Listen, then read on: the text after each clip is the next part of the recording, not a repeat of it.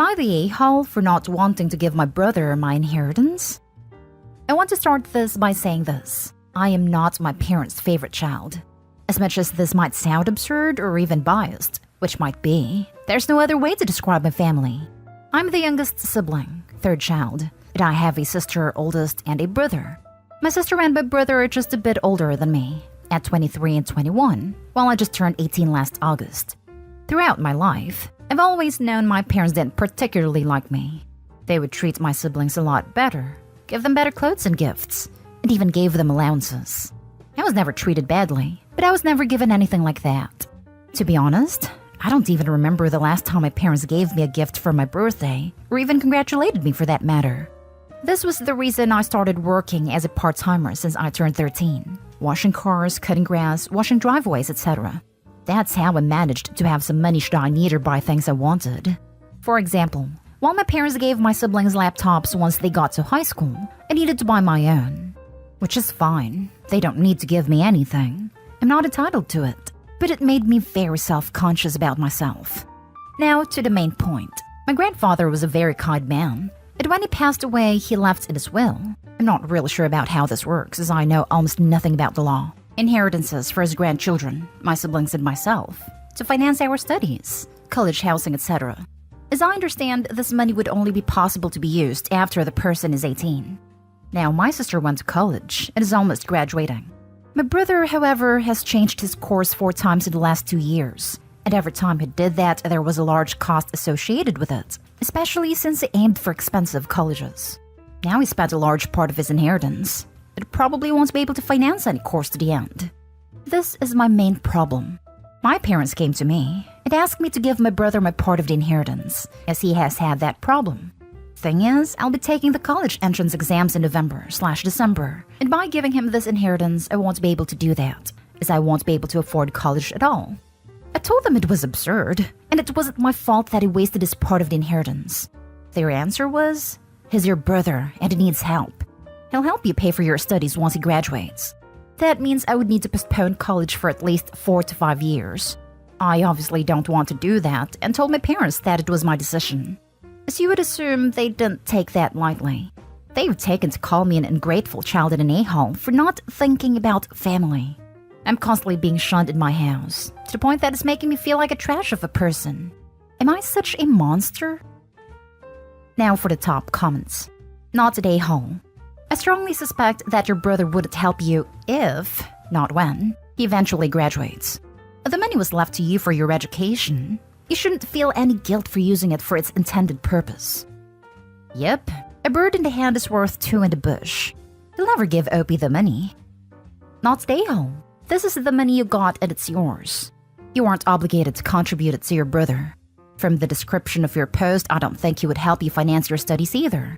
Help has to be bilateral, and it doesn't sound like he endeavored to help you throughout your life or defended you when you were in a bad position in comparison to him. You had to sustain yourself during your life, and work hard in order to achieve what you have. You deserve to have a prepaid college and focus on school now. Your parents like any saying what you allocate the money for. Not stay home. And tell your parents if they do touch your part of the inheritance that is meant for your schooling, you'll take legal action against both them and your brother.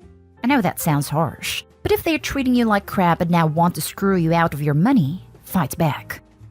This is very important to inform them of this before they take/steal it.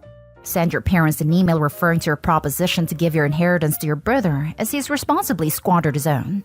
You are formally telling them you do not give permission and will take any and all legal action if you find at 18 the penny is missing. They may take it anyway and claim you were happy to gift it. Ensure you have proof now that is not the case and scare them off first. Not stay home. Honestly, Opie should go visit a lawyer. Next story. Am I the a-hole for refusing to help pay for my half-brother's LVAD? Others won't help unless I do. I, male 34, come from a highly dysfunctional family. I didn't realize that when I was younger. I had 3 other siblings, biological and half. My dad, rest in peace, was not a good man. He got married right after my mom died and had my 2 half-brothers. My stepmother and I don't have the best relationship. Heck, I haven't seen her since I graduated high school. I only saw her at my father's funeral 7 years ago. My dad was mad at me for leaving home and not acting like a family member, when all he did was ignore me and my brother and spoil his younger boys. I was about to leave town, but my stepmother then called to invite me along with my older bio brother to attend my father's will hearing. We attended and the whole family was there, including my younger half-brothers who didn't even say condolences. My stepmom decided to do the will reading, and a lawyer was present. To my stepmom, the house had all of my father's personal possession. To my older half-brother Eric, my father's summer home and my father's classic car. To my youngest half-brother Morgan, $250,000 at a mechanic shop. Then to my biological older brother James and I, Dad's golf clubs, his old camera, cookbooks, and few shelves to keep them. James and I were stunned. James went hysteric yelling, saying someone had tampered with a will.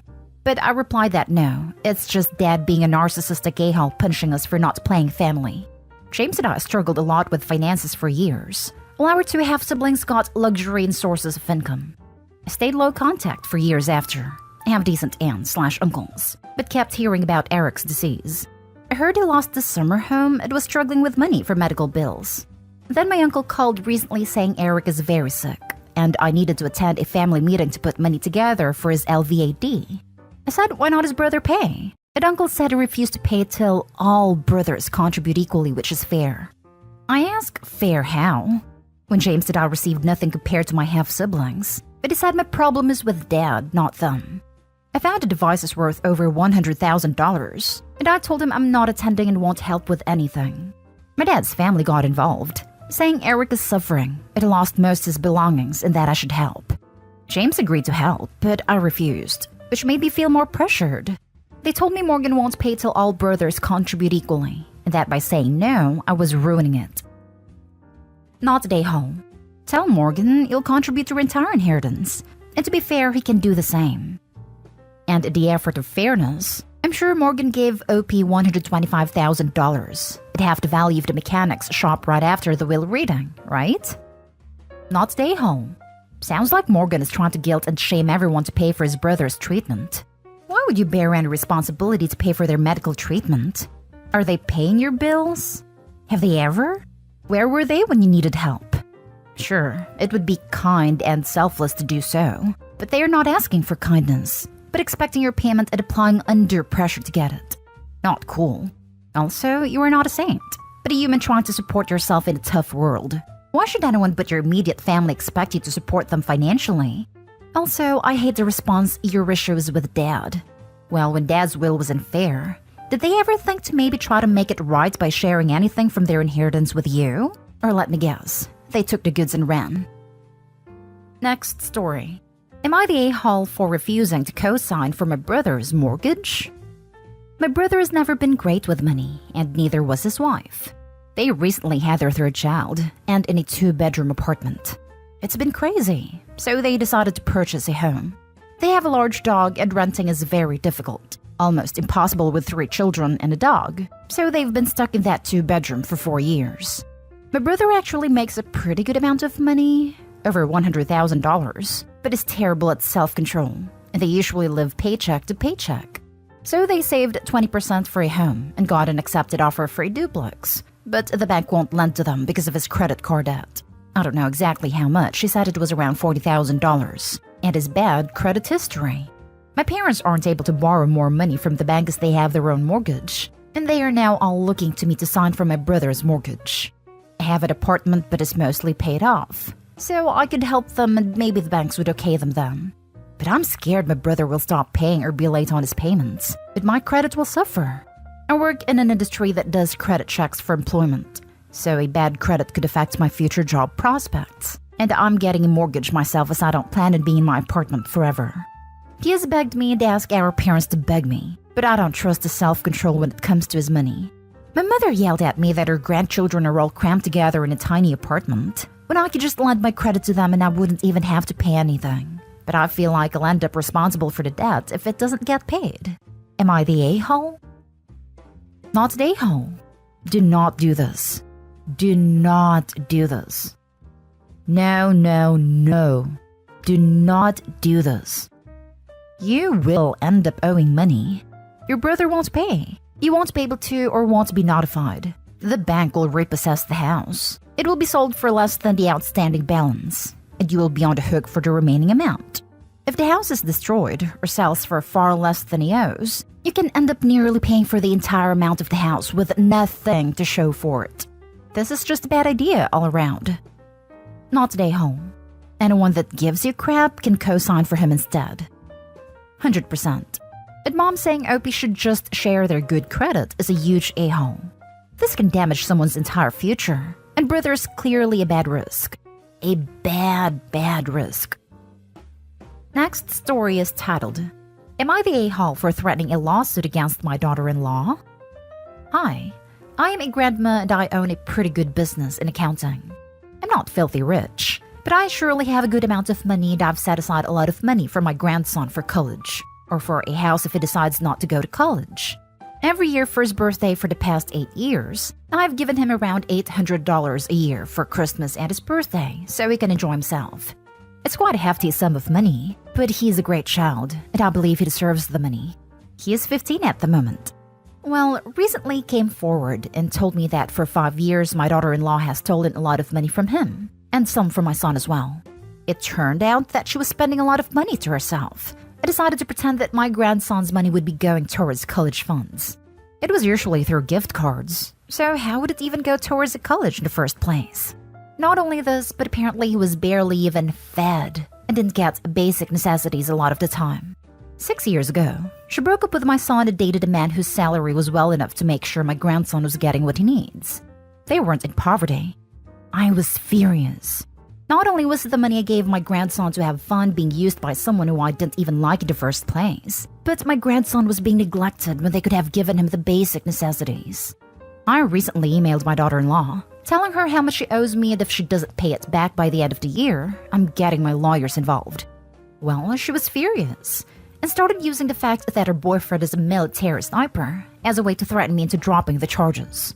I told her I refused to do so and ignored her after that, knowing if she continued to threaten me, all she's doing is incriminating herself. My other son, who is also an employee of mine, said I was being too harsh on her and should have just let it go, and that I already have enough money as is to pay him back.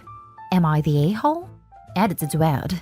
Before I get asked about this, yes, CPS was involved. There's already a case against her, but this is out of CPS realm entirely. Grandson lives with my son already, but official custody arrangements haven't been given out yet, and they aren't divorced. If she is bragging about him being a military sniper, I can guarantee you that he is in fact not a military sniper. Edit. I'm so sorry, I forgot to tell you that you are 100% not a a-hole. Your intentions are to keep your grandson safe. Definitely speak to a lawyer to know what rights you may or may not have. Could a daughter-in-law and her military sniper boyfriend get in trouble for her threats? If he is in the military, that seems like something they would take issue with. Just a quick side note. Stop sending literally any money or gift cards to your grandson. Instead, just put money in an account for him and let him know. He's old enough to understand and value this. If you do get him a gift, make it a physical gift and not money/gift card. As for the money that was already taken, it might be difficult to get any of that back without documentation. If you have a lawyer, it's worth a conversation though. See what he or she thinks of it. I've stopped already. I plan on putting all future funds in his college savings account until he's 18. Any gifts from now on will be clothing, or me buying things for him while he is right there with me so he can pick out what he wants. Now for the last story. Am I the a-hole for never buying gifts for my ex's stepkids? Ex and I have 2 kids together. Our daughter is 15 and our son is 13. Our breakup was pretty nasty, and custody is pretty complicated ever since. Ex decided without telling me that he wanted to be a stay-at-home dad and quit his job after the birth of our daughter. It was a rocky time for us, but I had no issue with him staying home. He said he would talk to me first in the future and we moved on. But he was an awful stay-at-home parent. He didn't cook or clean, refused to go back to work, and would leave all the general chores to me. He took decent care of the kids, and that was the most important thing. It was just how little he invested into anything else. Then I found out he was only married to me because of my success and paycheck, so I divorced him. At first he was supposed to get equal custody, but then the judge found out he was lying about his ability to get a job so he could get child and spousal support, which he didn't qualify for the latter anyway. but the former would be based on his income. And he did have a good job after I kicked him out, so it wasn't possible. Anyway, I ended up with primary and he ended up with every other weekend, which increased after he realized I wasn't going to support him. He got married 5 years ago. His wife has 5 of her own kids, but my kids get along okay-ish with them. They feel like they don't really have much in common with them, and they complain about the cramped space in their dads, but no huge problem with anyone. I never bought for step-kids. I always felt it was X's responsibility to do it with our kids. He always complained and I ignored it. But in the last year and a half, it's been more and more complaints. Right before the start of everything shutting down, I got my kids a Switch each so they could play games easier. Both them and I love the game. Then I got a family console for the new gen last year, though I only got that in June of this year. X knows about the stuff I have bought, and he is livid that I buy the stuff for our kids, but never give gifts to his step-kids. Or as he put it, buy gifts from our kids to his step-kids. He thinks it should be my job, since it would be extra gifts and more money spent on his step-kids, who have nobody but him and his wife who care. It's caused a lot more tension of late. I feel like this is just him trying to use me again. But these are kids, so I wonder, am I the a-hole? Not the a-hole. Your ex is being ridiculous. It's not your responsibility to buy anything for step-kids. Not the a-hole. You can't demand that you'll buy them stuff. It's not your liability to sustain the step-kids. You don't have a familial affiliation with them whatsoever. It sounds like your ex-husband is jealous of the things you can provide for your kids because of your lucrative income and only 2 kids.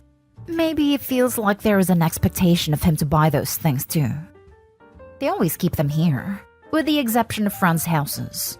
I don't like the idea of their kids seeing what mine have and making them jealous, but I also don't want anyone there trying to keep them. Not today, home. You are not responsible for anyone but your own kids. How is the new wife with you? Is that relationship okay? Nope.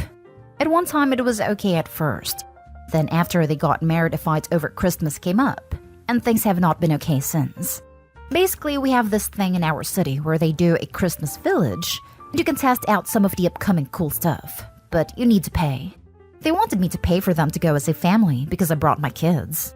She expected I would say yes. It never got over that I didn't.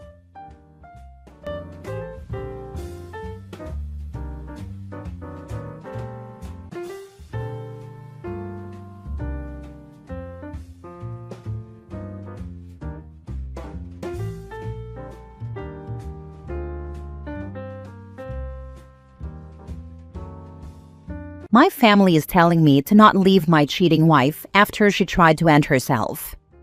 Original post. My apologies if this isn't very coherent. I'm still very much in shock. Throw away as my friends know my Reddit account. I, 27 male, found out 3 days ago that my wife of 3 years, 26 female, has been cheating on me for over 6 months with a coworker, 46 male. I don't know what to do anymore. The life I have started to build with her has come crumbling down, and I am not doing okay. I told my parents yesterday, and they told me I should stay with her and work on getting through this. I'm shocked. I'm still shocked. I hung up on them instantly and haven't talked to them since. I told my wife to leave the house and go to her mother's. Her dad texted me in full support of me and told me he didn't raise his daughter this way. I'm very thankful he is supportive because I have gotten texts from family on both sides telling me to take her back. I got a call today from her father telling me that she tried to take her own life. I'm still in complete shock. I don't know how to respond. I told him I would see what I could do, and he said I have no responsibilities to be there, but that he would as she is his daughter. He hung up after he said he would keep me updated. I am at a complete loss of what to do. I'm currently at home and completely miserable. The person I loved most in life has broken me and now tried to end herself. I have no idea how to proceed. I haven't contacted or gotten anything related to a divorce going and would have to look into that. I have no idea if I should even divorce her if she's tried this. I'm in all honesty scared and absolutely destroyed. I feel like my family has betrayed me, that they love my wife more than me, and that I really have no one to go to during all this. Now with her having attempted, I am at an even more complete loss.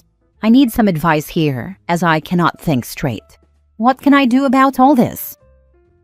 Now for the top advice before reading the updates. You aren't responsible for your wife trying to hurt herself. If you don't feel like you could ever forgive her for cheating on you, then yes, divorce is the correct answer. Her screwing up her life and hurting herself over it isn't something that changes if you can forgive her or not. OP, as someone who was blackmailed by self-harm to stay in the relationship, I can tell you, run as fast as you can. Right now, she has enough people taking care of her. If you take her back, the fact that this kind of emotional blackmail works on you will destroy whatever is left. And she will attempt it again and again because it works on you. Just run. Yup. You feel bad and want to help. But anyone who uses self-harm as a weapon to punish or control others is pretty evil. As someone who has had multiple attempts in the past, I take self-harm very seriously. However, I also recognize that there are certain situations in which some people use it as a tool of manipulation, and at the end of the day, unless you intentionally bullied or abused someone to the point of self-harm, or tried to coerce them into attempting, you do not bear responsibility for their choices. It seems to me your wife's attempt might fit the bill of manipulation, and if not, because none of us can know with certainty her true motivations for the attempt, at the very least it is the unfortunate result of her own actions. This is of course your choice in terms of whether to stay or leave, but you are under no obligation to stay. You should prioritize yourself first and foremost and do what is best for you. I know that is easier said than done, but I think you should. Also, unless her father offered concrete proof, I wouldn't be so sure she did actually end up attempting. I'm not accusing him of lying because I don't know him, but just something to think about, especially given both sides of the family have been trying to pressure you into staying. I'm really sorry you're going through this. She could have possibly lied to her father about attempting as well, and maybe her father believed her. I'm not trying to throw accusations around that may not be true or even likely, but there really are tons of possibilities here. Either way, OP, the best decision here is also the hardest decision, unfortunately. But this isn't gonna end well if you try to stick it out, and I think you know that. Now for the first update. I didn't expect my post to reach that many people, but I'm very glad it did. I got a lot of advice from a lot of different viewpoints. Common question: could this have been manipulation on a fair partner's part? I highly doubt that. He wasn't a supervisor of hers. He just worked with her on occasion. I went on her laptop today since she isn't here and got into her Instagram. I found the whole chat history between them, and am currently going to print it all out into a few binders. I am going to find the affair partner's wife and send one to her. I am also going to send one to my parents and keep one for the lawyer I get. I do live in an at-fault state, so hopefully it goes well for me. I own the house as I do very well financially, and I hope I will get to keep it. Wife has texted me threatening to unalive me. I don't know who I loved before, but this is not her. I don't know this woman. She's gone totally insane. I'll update if anything happens. Thank you all so much. Second update. I didn't expect my post to reach that many people, but I'm very glad it did. I got a lot of advice from a lot of different people. I went on her laptop a while ago and found all the chat logs on her Instagram with her affair partner and have printed them all out, pages upon pages, and have made binders to be sent to certain people. I have also kept one for my lawyer. My wife has texted me threatening to end me. I don't know who I loved before, but this is not her. I don't know this woman. She's gone totally insane. She has shown up at my door at random times during the day, banging and banging for minutes on end. I was scared at first, but I had the locks changed. I also own a few firearms, though I don't plan on using any. I got a video today from her of her cutting what I think was my name into herself. It was extremely hard for me to watch, so I just forwarded it to her father. He lost his mind, calling me and asking what I had done. When I explained, he calmed down and just told me to block her, which I have done. Yesterday, I was able to find the address of her affair partner, and I went in the middle of the day when he would be at work. His wife answered, and I handed her a binder of all the printouts. I couldn't hold back my tears and told her what was going on. She started crying as she saw the pages. I told her I was so sorry she had to go through this, and that I hoped she leaves this horrible man. Well, he came banging on my door today, screaming bloody murder. I answered wearing a holster with my CCW in it, and that seemed to make him take a step back. He berated me, telling me what a horrible person I was for blowing up his marriage, that he wouldn't have a home to sleep in tonight, and how it was all my fault. I just laughed in his face and said that if he ever came on my property again, especially to do what I think he was going to do before I showed that I was armed, he would need a wheelchair to leave in. I just slammed the door in his face after that. As for my family who completely took my wife's side, they have gone radio silent after getting a binder of their own to read. At this point though, I couldn't care less about them. It is evident who they cared about more. I have no more information on my wife. I hope she gets help, but at this point I don't care anymore. I'm completely physically and emotionally drained. I have taken 2 weeks from work after notifying the owner, and I plan to sort out everything. I plan on filing for a divorce. Thank you to everyone who messaged me and gave me advice last time. I really appreciate it. Edit. I have consulted my lawyer. There were no images or anything contained in the binders, as that would be highly illegal, but I haven't told him about the incident with the affair partner yet. I will notify him soon. Is there anything I can do next? I got a video today from her of her cutting what I think was my name into herself. Wife has texted me threatening to end me. I don't know who I loved before, but this is not her. I don't know this woman. She's gone totally insane.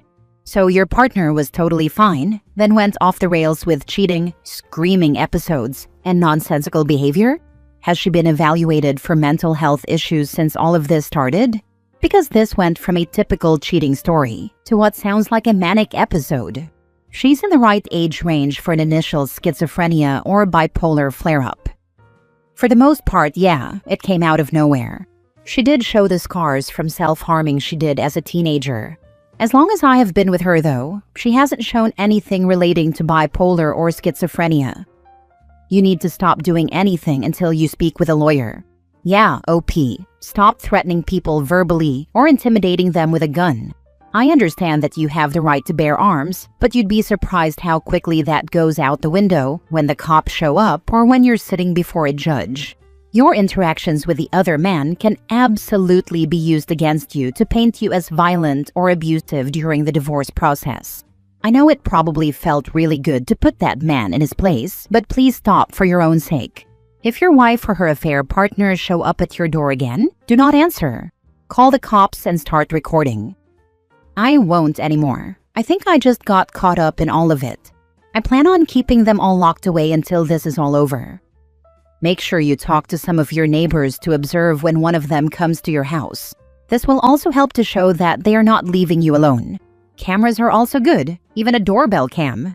It's good that your family has gone radio silent. You don't need people who aren't fully on your side. If you have any close friends on your side, talk to them when you need to vent. Outside of counseling, you will need other outlets. Good luck, OP. Now for the last update 2 years later. Hello everyone, it's been a while. My ex-wife is gone. Life has taken a downturn. My ex-wife and multiple drug addicts she was apparently hanging out with assaulted me a couple of months after I posted, only after breaking into my home. I can't believe I'm typing this out, but I never thought life would go this way. The attack left me with permanent and crippling injuries. My ex-wife is dead. Overdosed on heroin apparently, according to her dad. Honestly, I hope and wish she's in hell. She's ruined my life. I cannot work in my career field anymore and have lost most of everything. I have no hope of earning more, and I'm honestly just trying to scrape by. I just want a better life. Wanted to post and update everyone since it's been so long and I remembered this account existed. Sadly, the trashy people win sometimes. I don't know what I'm going to do, but just try to hold on physically and scrape by financially. I don't know how I'm going to pay rent. Thanks all. If anyone wants answers to anything, go ahead and ask. I don't mind. Just please be kind, yeah? Focus on your next move. Time will help you heal. Keeping busy will help you grow and move on. You need things to occupy your mind. Without knowing your career, is there a chance to pivot into a teaching position?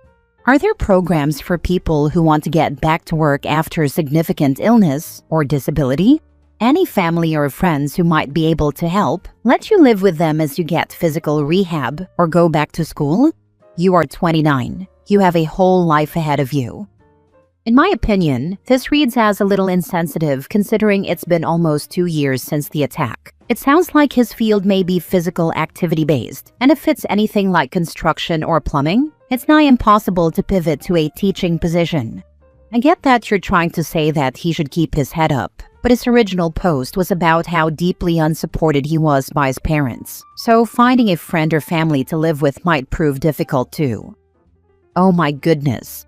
Here are a few things you can do. Contact your state's disability office to find out if you are eligible for anything such as financial help. Contact your state's in-home supportive services, where they can come in and help you out with various things, such as some physical care like showers, or go grocery shopping for you, take you to doctor's appointments, etc. They can also help with getting housing. If you are a veteran, please start contacting their services to see where they might help, such as housing. I know it's frustrating, but if you are physically disabled as you are saying, there is hope and there is help. Don't stop fighting for that. Last story. Is it bad that I don't want to name my daughter after my fiancé's dead girlfriend? Hey Reddit, this is a throwaway account because my fiancé and I use the same Reddit account. I, 23 female, met my fiancé 27 male when I was 19 in college 4 years ago, and I'm currently 7 months pregnant. We are having a planned pregnancy, and our daughter is due in October. My fiancé had a high school sweetheart who we dated from freshman year until his sophomore year in college. She died due to breast cancer. I never knew her, but in the beginning of our relationship, he never failed to mention how she was a beautiful person. He admitted to me that he always wanted to marry her and imagined them having kids. He loves me very much and has always been a great partner. Recently, we were on the topic of baby names. I am mixed, Ivorian and Brazilian, and my fiancé is from Costa Rica. I was thinking of the name Antonia, but I was definitely open to other options. He suggested we name our daughter after her. Not as a middle name, not as a Gracie Ann kind of thing where you have 2 names, but her first name. His ex's name is very unique and not something common where it could be nicknamed differently or not be directly a tribute to her. I believe her name is also a cultural name, and neither of us are from that culture. I told him I'd be fine with it being her middle name or a nickname, but he told me he really wanted to make her name his ex's. I want to make it clear I have nothing against the idea of naming kids after lost loved ones, but just not my first baby. I have a strong feeling that our daughter is going to look just like me, which will make it more awkward. He just came home from work and is in a really good mood, but I feel tense writing this next to him. Yeah, I wouldn't want my partner doing that, to be honest. Nothing personal, just like you said. Not the first baby and definitely not the first name, especially if it isn't common or doesn't fit your cultural background. I thought the same thing. His ex was Middle Eastern, and I'm half Latina, and he is Latino. The questions regarding her name would be endless. It's sad to lose someone you love, but imagine her having to explain where the name came from for her whole life. Even as a middle name, that's saddling her with someone else's story. Even if the name had been more typical, it would be rough to explain to future friends and partners. Surely your husband isn't planning on making her story part of your daughter's life? Like a bedtime story fathers would tell their children about their departed mother? If he wants to bring up his departed loved one forever, he certainly can. But his late girlfriend has no connection with your daughter. Absolutely not. Not even a middle name. How the heck is your daughter going to feel when she finds out she was named after her father's dead girlfriend? She will rightfully assume her father wishes he ended up with this other woman, which would mean your daughter wouldn't even exist. Do not make your daughter publicly carry her father's grief for the rest of her life. I would be rethinking the relationship if my partner was obtuse enough to even suggest it. My middle name, Lee, is after my dad's high school girlfriend who was killed in a car accident. It's never affected me, but obviously my mother didn't mind it, so perhaps that's the difference? OP, you shouldn't name your child any name you don't love or feel comfortable with. Perhaps a compromise could be finding out what his ex's name meant, and then finding a name that means the same thing. It's the thought behind the gesture that should matter to him, not his daughter having her literal name.